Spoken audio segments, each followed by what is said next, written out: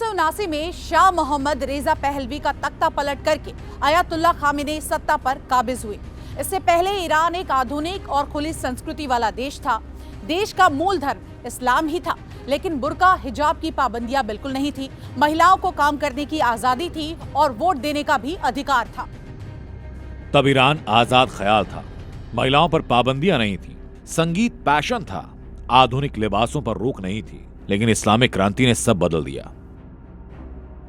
1989 की इस्लामिक क्रांति से पहले ईरान पर शाह मोहम्मद रजा पहलवी का शासन था। ये एक राजशाही व्यवस्था थी जिसमें शाह देश के सर्वोच्च शासक थे। उनका सपना था ईरान में आधुनिक शिक्षा, मजबूत अर्थव्यवस्था और वैज्ञानिक विकास हो। रेजा शाह 1963 की श्वेत क्रांति और आधुनिकीकरण से लोकप्रिय हुए। रेजा शाह ने भूमि सुधार, महिलाओं को मताधिकार देने जैसे कदम उठाए। राजशाही के दौरान धर्मनिरपेक्षता और पश्चिमी संस्कृति अपनाने की छूट दी। 1968 में इस्लामिक कट्टरपंथियों ने रेजा शाह के खिलाफ मुहिम तेज की। रेजा शाह को पश्चिम की कठपुतली कहा गया, रेजा शाह को तानाशाह कहा गया और इसी इस्लामिक कट्टरपंथी मुहिम के बीच उस दौरान के कथित बुद्धिजीवियों ने भी उसी विचारधारा का समर्थन किया। रेजा शाह ने आंदोलन को काबू में करने के लिए सवक नाम से सैन्य रक्षा दल बनाया, लेकिन सितंबर 1978 में प्रदर्शन के दौरान गोलीबारी में सैकड़ों लोगों के मारे जाने के बाद हालात बिगड़ गए।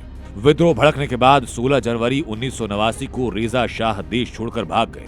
11 फरवरी को सेना ने समर्पण किया और सर्वे में 98% लोगों ने इस्लामिक सरकार के पक्ष में वोट किया। 1989 में ईरान में हुई इस्लामिक क्रांति ने सदियों पुरानी राजशाही को उखाड़ फेंका। इसने मोहम्मद रजा शाह पहलवी की पश्चिमी समर्थक राजशाही को गिरा दिया। शाह का तख्ता पलट हुआ। आयतुल्लाह रूहुल्लाह खुमैनी ईरान के पहले सुप्रीम लीडर बने। ईरान एक मौलवी प्रधान इस्लामिक रिपब्लिक में बदल दिया, जिसका रुख अमेरिका और इजराइल के खिलाफ था।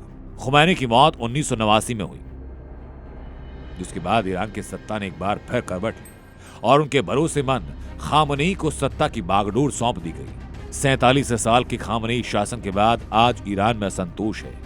देश में आर्थिक संकट है, सामाजिक असंतोष है, युवाओं का विद्रोह है और धार्मिक शासन से मोह भंग का दौर है। ऐसी सूरत में आज ईरान की सड़कों पर 3 पीढ़ियां हैं, जिनके दादा दादी ने शाह को भागते और मुल्ला राज को आते देखा, जिनके माँ बाप ने इस्लामिक शासन देखा, प्रतिबंध झेला और रिवॉल्यूशन एक्सपोर्ट की कीमत चुकाई। आज इंटरनेट पर दुनिया देखने वाली जेनजी महंगाई, बेरोजगारी और तानाशाही तीनों से एक साथ लड़ रही है, खुली हवा में सांस लेना चाहती है।